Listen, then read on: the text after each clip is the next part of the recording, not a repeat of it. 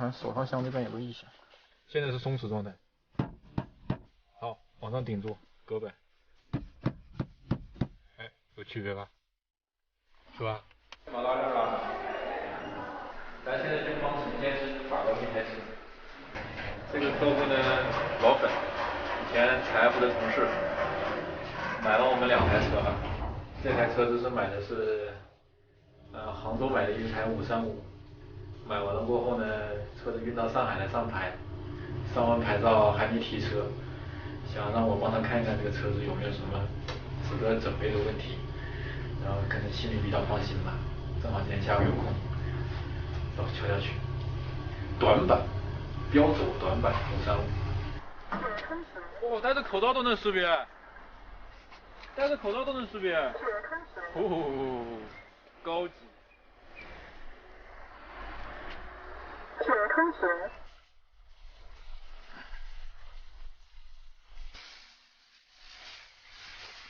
今天上午反正这个中午照片上那几个地方都点到了哈。那个一个是中控台、屏幕、中央扶手、座椅轮儿，这几个清洁哦行，很到位。比今天中午的时候到位多了。开这种已经卖出去的车子，心里特别慌，万一刮了蹭了，客户都找我退车的。哎，你感觉到有点真美？有一点点。还有那个发动机的机脚，发动机机脚有点半摔的感觉。800转就好了，900转就好了。哦，900转非常好。哦，一点不抖，一点不抖，一点不震。哦，现在又震起来了。机脚估计要换了。那看接受度吧。要是我的话，买一台 L6的车，迟早要换的话，那我就早点换。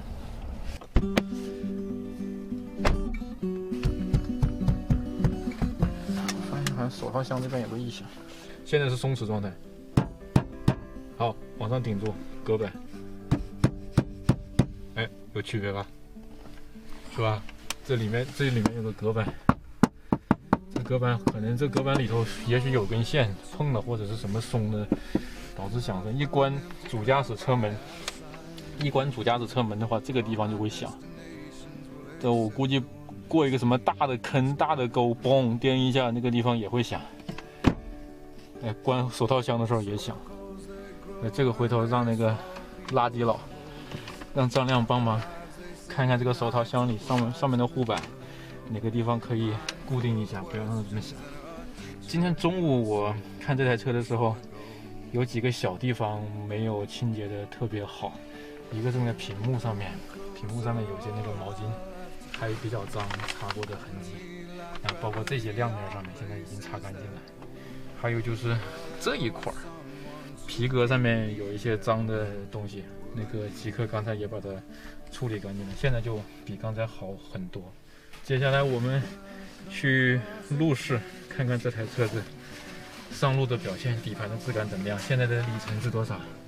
我现在里程是10万公里，100638。哦，535的方向盘比那个525啊、520明显要沉重啊。方向盘正，轻微、非常轻微的偏右一点点。不过 OK， 没问题，误差范围以内。减震还行啊，过坑，没有松旷感。待会儿下来看看底盘，看看减震器。10万公里，估计还是有一些目视可见的影响，比如说什么防尘套不回味啊、老化呀、缓冲胶老化呀之类的。这个车子一开出来就不像是有毛病的车子。其实这一款车要是配那个哈曼卡顿就太爽了，都535了。买车还是要买燃油车呀！你这冬天开燃油车多暖和呀！你看我们就开出来这一瞬间，车里面像烤箱一样。这还没敢调的最大风量和那个最高温度呢。从脚往全身热，还不用担心影响续航。反正燃油车就是这样啊，用不完的全是热，随便用。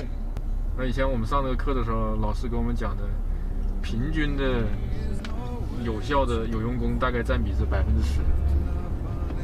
10%，90%都是热。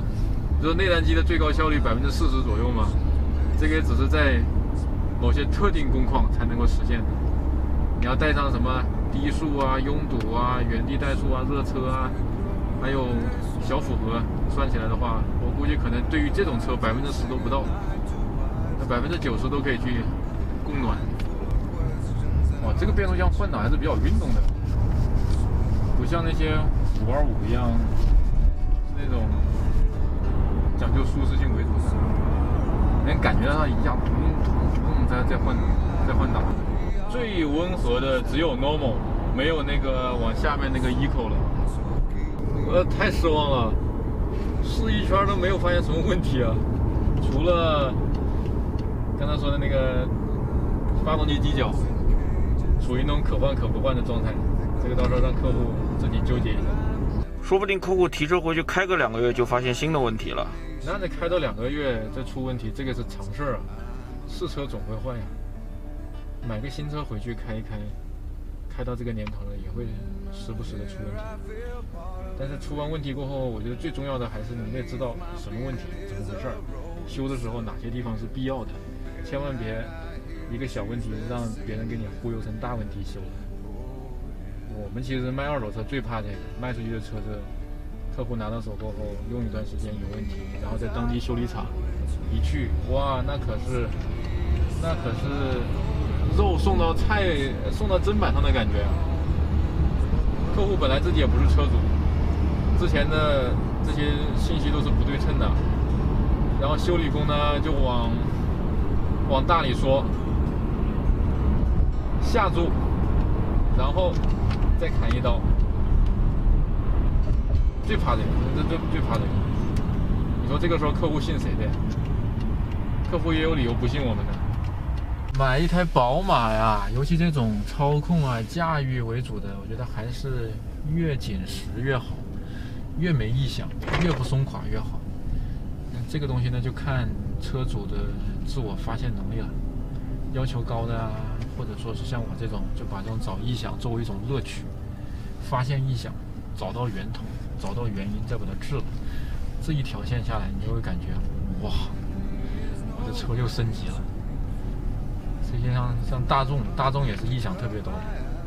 以前我开那大众，全身上下，我列了一张表，我整了45个异响。但是它的乐趣就在于，你整完一个，它又冒出一个，整完一个又冒出一个，为啥呢？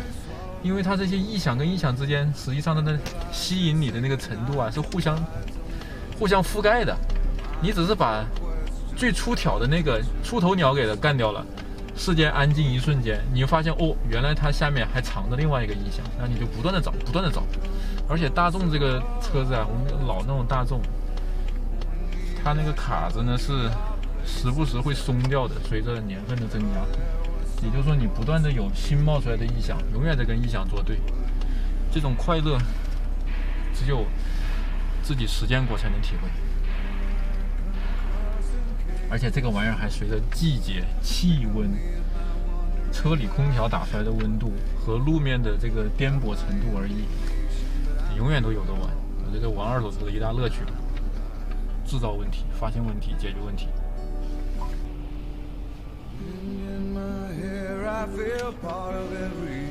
上次来了一个糯粉参观，说我们车间的这个动线设计的不太好。不是说车间整个公司的动线设计都不太好。他说好的动线应该是车子进来清洗进准备车间，准备车间出来拍照过后，然后就进那个停车场。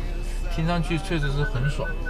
我说但是我们的车子得反复的路试，反复的检查，反复的解决问题，所以要在某2个环节之间动来动去，然后他才OK，他才说那你们这个确实比较折腾，那这个动线完全没有意义。是啊，你看我们的钥匙领用记录，一台车子进来到上架销售，那个领用记录谁领了谁还了，谁领了谁还了，有出现20多行，然后这个车子才到销售的那个环节，所以动线对我们来说没意义。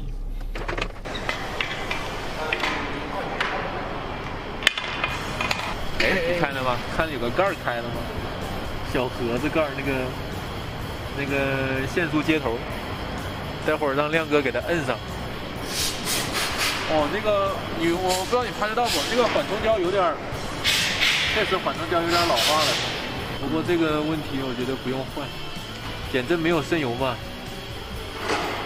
换个缓冲胶的工作量跟换减震是一样的。还是等减震渗油了过后再换吧，而且缓冲胶必须得是在极限工作状态下才能用得到。路面条件比较好的城市使用缓冲胶一辈子用。刹车片你估计还剩多少？这车啊，我估计是第2副还剩一半。第2副还剩一半，但是不知道是第1副、第2副，封一封看。哦，第1副哎，第1副差不多。一半左右，40%左右。前面的第2副比较新的状态。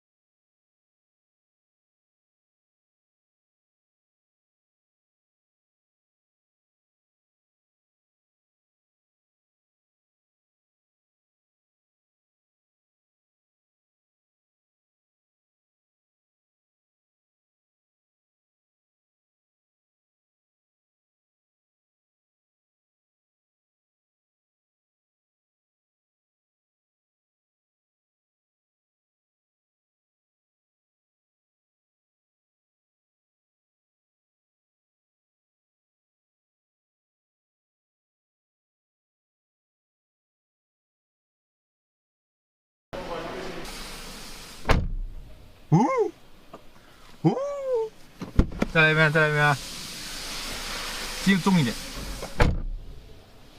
有吗？没听见。很安静吗？很好。我觉得这个跟你的那个大众车有点一样，就这个异响消失了，我好像听到别的了。好像听到这个锁销在响是吧？我现在的感觉好像这锁销在响，不能再搞了，再搞的话，交不了车了，这是交不了车了，太经典了。啊！果然这个地方在响，我去！不断的有新冒出来的异响，永远在跟异响作对。